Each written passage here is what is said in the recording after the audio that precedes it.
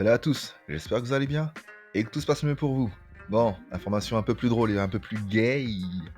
Ouais, je vais passer un truc qui m'a fait assez rire. C'était les témoignages d'une meuf qui s'appelle Sanda Slang, j'espère que je le dis bien, désolé d'écorcher son nom, qui aurait été, enfin, qui est une ex-mannequin, qui aurait été la protégée de l'abbé Pierre durant la période allant de 1985 à 1996. Et elle le qualifie de mécène et tout ce qui va avec. Et bon, vous savez très bien maintenant, l'abbé Pierre, il est dans la sauce, une belle sauce bien grasse, bien piquante là, puisque bon, on a découvert que le gars, il était chaud, il avait le sang volcanique, il était bouillant. Le gars, il se contentait pas de citer des prières, il disait autre chose. Et donc là, d'un coup, là, on a la fameuse Sanda Aslan qui commence à... Enfin, les langues se délient. Et elle a rédigé il y a je ne sais combien d'années un livre qui est intitulé L'abbé Pierre, la fabrique d'un saint. Et là, bah, les journalistes qui sont toujours en retard de 36 trains, ils reviennent sur un passage du bouquin où en fait, c'était une citation qui est assez drôle. C'est un truc bête ce que je voulais dire, mais je vais élargir un peu plus le sujet, vous allez voir. Et en fait, c'est la meuf, elle décrit à un moment donné que l'abbé Pierre, bon, genre elle dit que le gars c'était un grand gamin, ce qui est tout à fait normal, vu qu'en fait, j'ai euh, une connaissance qui m'a expliqué que c'est une zone du cerveau. Désolé, je m'en rappelle plus du nom, mais les enfants, c'est une zone du cerveau qui n'est pas développée chez les enfants, et c'est pour ça qu'ils ont du mal à obéir aux règles. Excusez-moi, putain, j'ai du mal aujourd'hui. Et, et justement, lorsque on a un certain âge, cette zone du cerveau s'atrophie. Et c'est la zone du cerveau qui fait obéir aux règles, ou du moins qui nous rend conformistes. Et ne vous étonnez pas que si vous voyez une vieille personne être en mode balèque ou être un peu enfantine, c'est tout à fait normal. Parce qu'en fait, cette zone du cerveau-là, elle est atrophiée. Et bon, allez pas croire que c'est une personne de 30 ans non plus, hein, non. Cette zone-là du cerveau, elle est atrophiée. Bref, maintenant, allons dans le vif du sujet. Et le gars, en fait, la meuf, elle explique, elle disait, ouais, de temps en temps, le mec, il s'amusait à la poursuivre avec sa canne, tu vois, genre, t'imagines la scène, genre, ça m'a fait rire, tu vois. Et vraiment, la phrase qui faisait les gros titres, c'est la phrase, et c'est le truc putaclic, quoi. Moi aussi, je suis tombé dedans. Ça arrive à tout le monde, on est comme ça, on se détend. Et c'est, il disait qu'il voulait me briser les seins. Me briser les seins. Putain. Le mec, le mec, il est chaud quand même. Le mec, il est brisé les seins. Moi, je veux bien, tu vois. J'ai déjà entendu quelqu'un qui dit je vais te briser le dos. Ne dites jamais avec combien de femmes vous êtes sorti. Avec combien de femmes vous avez tout simplement même brisé le dos. Bon, ça me fait rire, tu vois. Je vais, je vais te briser les os. Je vais t'enculer. Je vais te briser tes os, je vais te boire ton sang. C'est les émotions. Je vais te boire ton sang, tu vois. Je me rappelle quand il a dit à Booba, je vais te briser les os. Ok, ça je veux bien, mais briser les seins? Sérieusement? Briser les seins? Non. Le mec il est pas sérieux. Après, tu vois. Et suite à cela, Sanda Slang, elle explique que, ben, de temps en temps, l'abbé Pierre, il lui faisait des striptease. Putain, la scène d'horreur. C'est pas méchant, mais c'est chelou, tu vois. Et, et le mec, genre vraiment, quand il. Le gars, il avait le sang chaud bouillant, c'est un truc de malade. Et le gars, après, il se mettait. Après, bon, il y a une phrase que j'ai pas compris, c'est que il donnait une énorme claque sur ses organes génitaux. Mais les organes génitaux à qui? C'est-à-dire que il lui mettait une claque sur la touche, ce qui est quand même bizarre. Ou il se mettait une claque sur les couilles, ce qui est vraiment bizarre. C'est bizarre. C'est vraiment bizarre.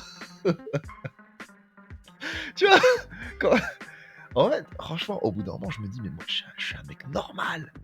Je suis un mec normal. Les gens, ils font des dingueries. Rappelez-vous de David Carradine, comment il est mort. Le gars, il s'était fait une strangulation érotique. Le gars, il en est mort. Après, il y a des gens, ils servent de trucs. Une fois, il y a un gars que je connais. Il m'a montré un Humbler. J'ai fait, comment un être humain peut se servir de ça? Après, il y a les gens, ils se mettent des machins. Non, les gens, ils ont vraiment des pratiques intimes qui sont particulières. Se mettre des claques, enfin, s'il lui mettait une claque sur son minou, déjà je dis: «Mais ça doit faire mal, non?» Je sais pas, les meufs, dites-moi si ça fait mal ou pas, c'est bizarre. Mais là, le mec il se met une claque sur son fusil à pompe et ses munitions. Le gars il est dingue. Ça fait hyper mal. Il est fou. Et après, tu vois, il lui demandait de passer à l'acte avec son fourbi. Mais ce qui est assez drôle, c'est que bon, malheureusement, l'extrait des bonnes feuilles n'explique pas que si Madame Slang passait à l'acte, acte. Bref. Mais quand même, si elle dit qu'elle n'est pas passée à l'acte, hein, le mec il avait la dalle comme je sais pas quoi, comme Toriko, et la meuf elle va dire non, moi j'ai rien fait, je l'ai pas touché. Non. Au-delà du cas de l'abbé Pierre, ce que je voulais dire, c'était quand même quelque chose de beaucoup plus large, puisque comme d'hab, j'ai élargi la focale. Bah, c'est rappelez-vous du cas cette année là, c'était qui? C'était le psychologue là, le psychiatre, je sais pas quoi, Gérard Miller. La même, le gars, il faisait des trucs avec ses patientes. Stéphane Plaza, la même. Et tous ces mecs-là, tous ces gens-là, ils étaient montrés comme des gens inoffensifs. Ils adoraient avoir l'aspect de personnes inoffensives. Pour quelle raison? Pour endormir l'attention, non seulement des hommes, mais surtout des femmes, afin de pouvoir faire leurs trucs bizarres. Stéphane Plaza, là, maintenant, là, le gars, il s'est fait attraper avec de la schnouf. Posez-vous les bonnes questions.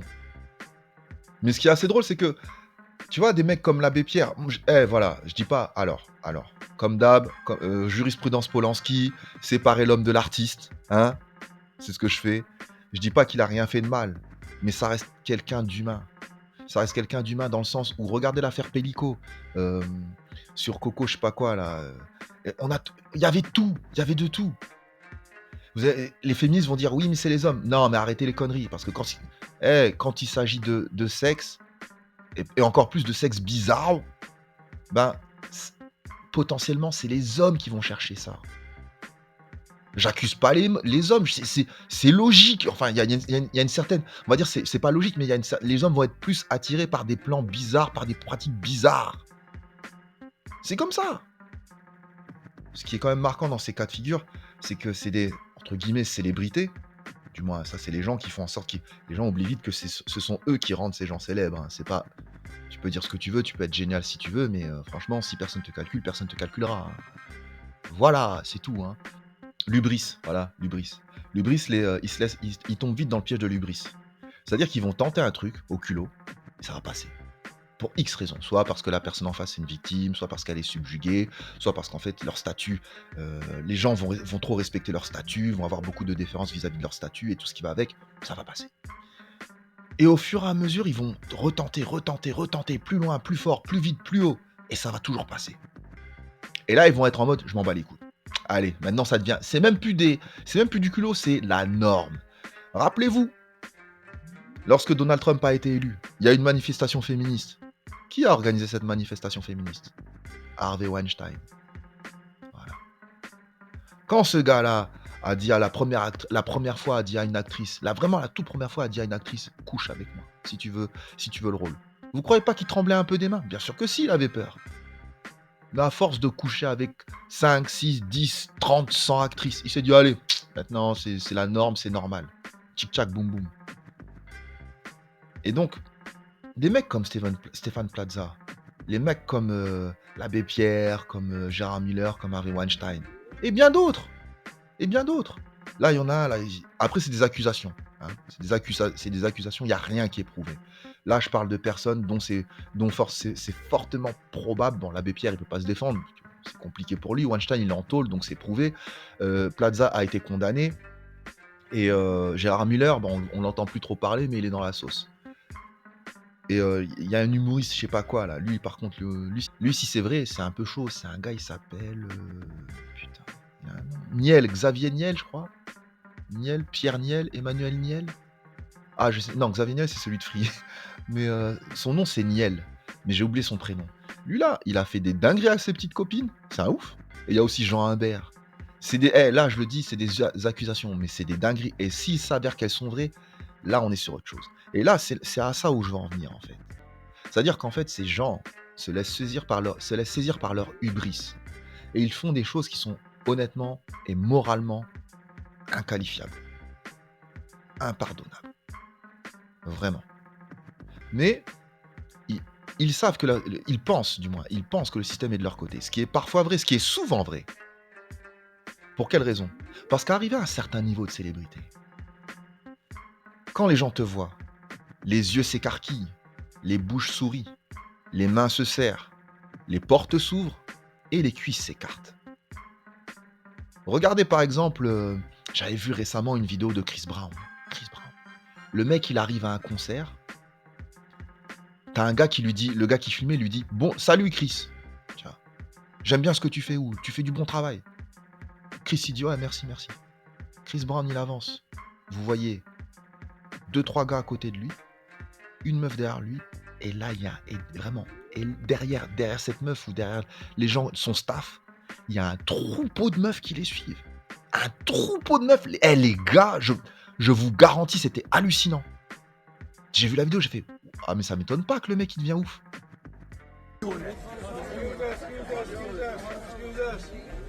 Good job, Chris. Happy birthday, my guy.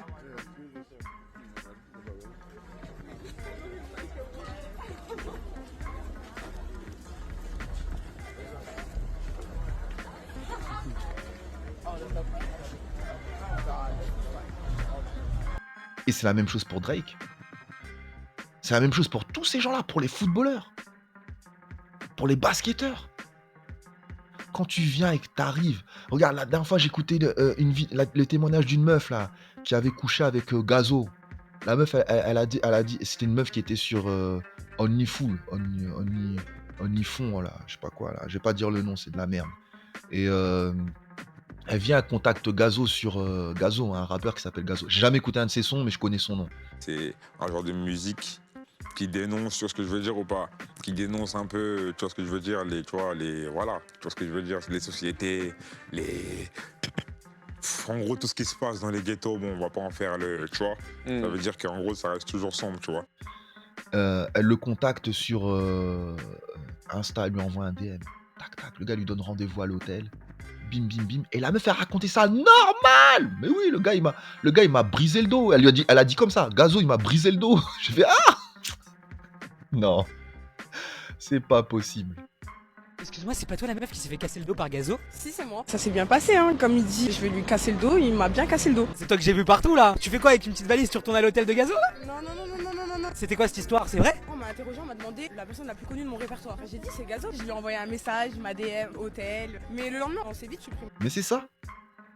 Et donc, faut pas s'étonner que lorsque ces gens n'ont pas de garde-fou, même limite, lorsque tout le monde, homme comme femme, la société en général, a un comportement qui entraîne ce genre de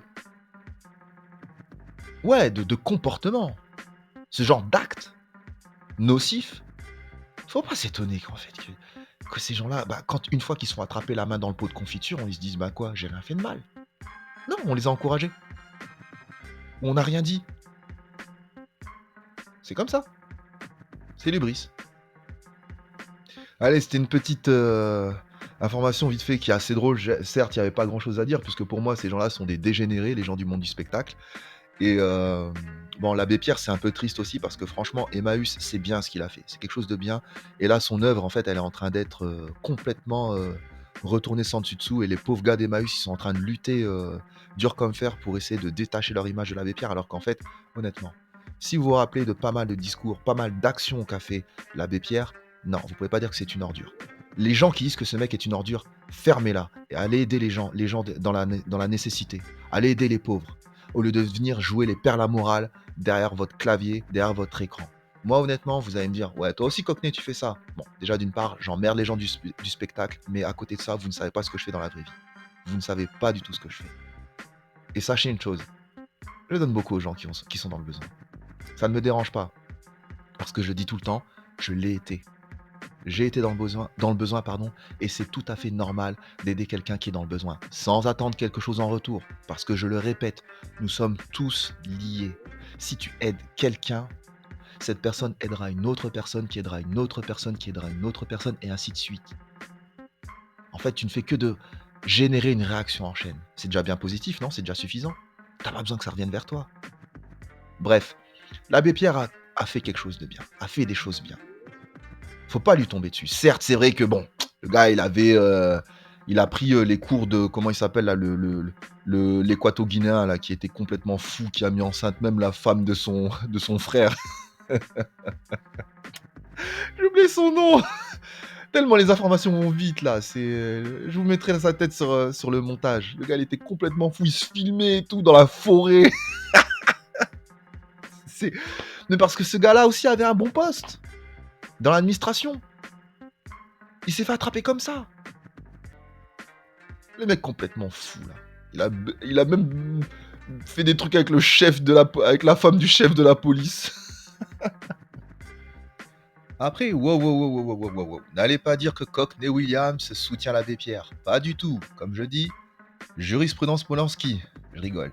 Mais au-delà de ça, contrairement à un mec comme P. Diddy, parce que apparemment ce mec-là aurait fait pas mal de conneries, comme R. Kelly, je dis pas que l'abbé Pierre est un exemple en tant qu'homme dans le privé, mais en tant qu'homme public, il a fait des choses pas mal. Regardez des mecs comme P. Diddy ou R. Kelly, ils n'ont utilisé leur argent que pour leur plaisir personnel, et ils n'ont pas fait grandir quelque chose. Il y en a qui vont dire oui, ils ont créé des business pour eux. Il se trouve qu'en fait, c'est ça la différence entre une œuvre caritative et une entreprise. L'entreprise, l'argent va dans tes poches. Certes, tu te fais de l'argent, mais ça va dans tes poches, prioritairement. Mais au-delà de ça, franchement, ces histoires avec l'abbé Pierre, le mec est mort. Vous aurez pas plus de lui, quoi. Contrairement à des mecs comme P. Diddy ou R. Kelly, qui est déjà en prison, je crois qu'il a pris 30 ans. Et P. Diddy, je crois qu'il va prendre cher. Bref. N'oubliez pas de séparer l'homme de l'artiste. Mais surtout, n'oubliez pas une chose.